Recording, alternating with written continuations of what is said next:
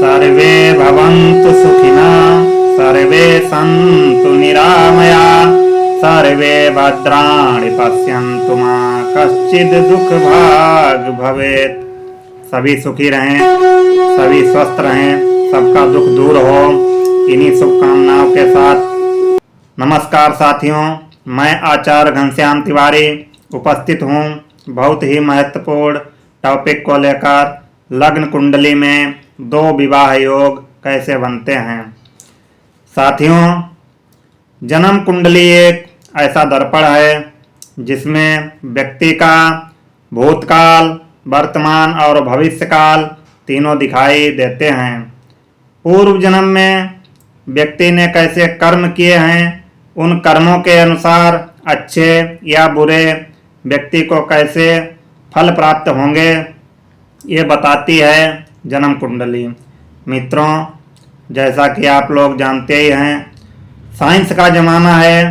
Science ने भले ही कितनी भी उन्नति कर ली हो, पर आज भी ज्योतिष, जो हमारा भारतीय वैदिक ज्योतिष है, वो आगे है। क्या साइंस किसी व्यक्ति को ये बता सकता है कि किसी व्यक्ति के कितने बच्चे होंगे, कितने विवाह होंगे? नहीं बता सकता। पर वैदिक ज्योतिष में ये बताना संभव है। ज्योतिष ये बता सकता है कि व्यक्ति के 2 विवाह होंगे या 3 विवाह होंगे या विवाह होगा ही नहीं। आज हम जन्म कुंडली में बने इन्हीं योगों के बारे में जानने का प्रयास करेंगे। वीडियो बहुत ही महत्वपूर्ण होने वाला है। अंत तक पूरा वीडियो अवश्य देखें, कहीं मत जाएं। वीडियो के अंत में हम आप लोगों को एक ऐसा उपाय बताएंगे जिससे अगर कुंडली में 2 विवाह का योग है भी तो भी एक विवाह ही होगा। और आप लोग अगर पहली बार हमारे वीडियो को देख रहे हो तो चैनल को सब्सक्राइब अवश्य कर लें और बेल आइकन जरूर ऑन करें ताकि हमारे चैनल द्वारा दी हुई हर जानकारी आप तक सबसे पहले पहुंच सके। आइए जानते हैं लग्न कुंडली में 2 विवाह योग कैसे बनते हैं। हम आपको जो भी कुंडली दिखाएंगे वो एक उदाहरण कुंडली होगी। आपकी कुंडली किसी भी लग्न की हो सकती है। हम आपको यहाँ मेष लग्न की उदाहरण कुंडली दिखा रहे हैं। इससे आप लोग अपनी कुंडली मिलान कर सकते हैं कि कहीं आपकी लग्न कुंडली में 2 विवाह का योग तो नहीं बन रहा। नंबर 1, बहुत ही ध्यानपूर्वक साधारण से बातों में मैं आपको बताने का प्रयास करूंगा। बहुत ही कॉमन तरीके से आप लोग समझें, दिमाग पर ज़्यादा जोर ना डालें। साधारण तरीके से अपनी कुंडली के भाव में जो राशियां, जो ग्रह बैठे हुए हैं उनको मिलाएं। हम आपको हर कुंडली उदाहरण स्वरूप दिखाएंगे। लग्नेश और सप्तमेश, किसी व्यक्ति की कुंडली में लग्न भाव का अधिपति और सप्तम भाव का अधिपति यदि 6ठे या 8वें भाव में बैठा होगा तो उस जातक की 2 बार शादी का योग बनेगा और 2 बार शादी होगी। लग्नेश सप्तमेश की युति 6ठे 8वें भाव में होगी तो जातक के 2 बार विवाह होते हैं। आगे बढ़ते हैं, एक और योग को समझने की कोशिश करेंगे।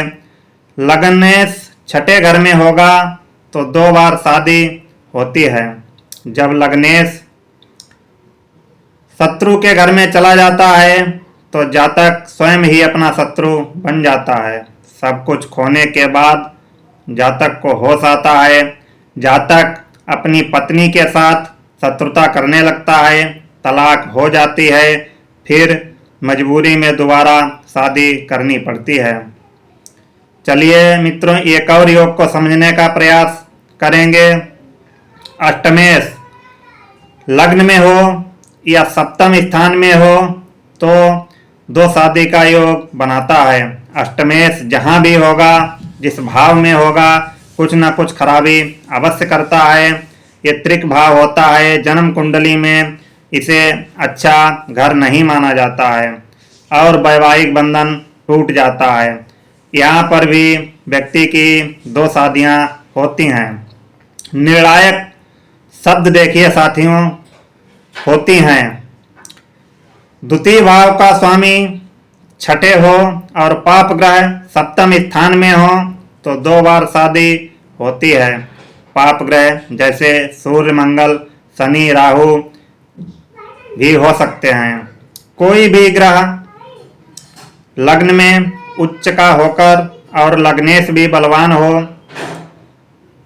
दसम भाव में उच्च का होकर के बैठा हो तो 2 बार शादी करवाता है। एक और नए योग को समझने का प्रयास करेंगे।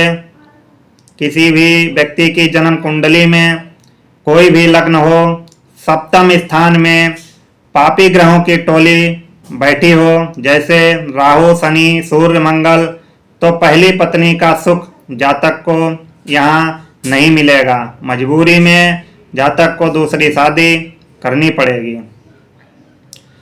मित्रों, एक और नए योग को जानने का प्रयास करेंगे।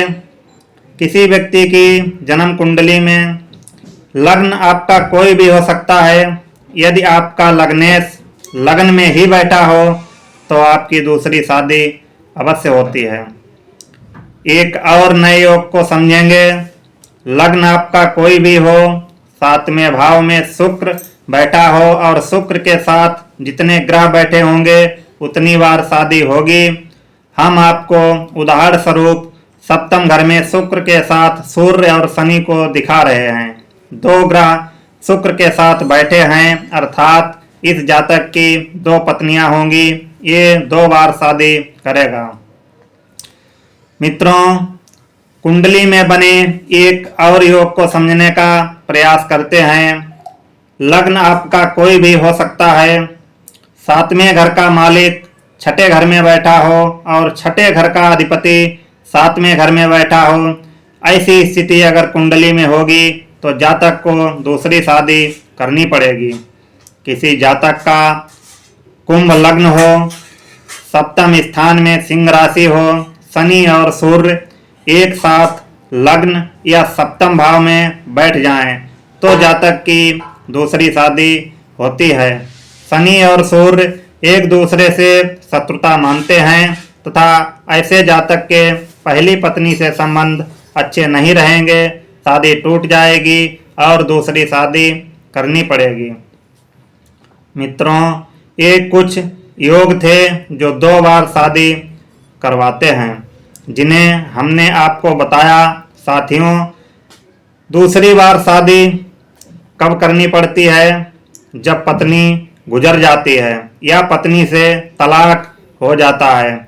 जिसकी कुंडली में 2 शादी का योग बना हो, ऐसे जातक को ऐसी लड़की से शादी करनी चाहिए जो आयुष्य दीर्घायु हो, जिसकी कुंडली में तलाक योग ना बना हो। ऐसी लड़की से यदि आप शादी करेंगे तो 2 विवाह के योग होते हुए भी आपको 1 बार ही शादी करनी पड़ेगी। साथियों, वीडियो अच्छा लगे तो इसे लाइक करें और ज़्यादा से ज़्यादा दोस्तों के साथ शेयर करें ताकि ये जानकारी सभी को प्राप्त हो सके।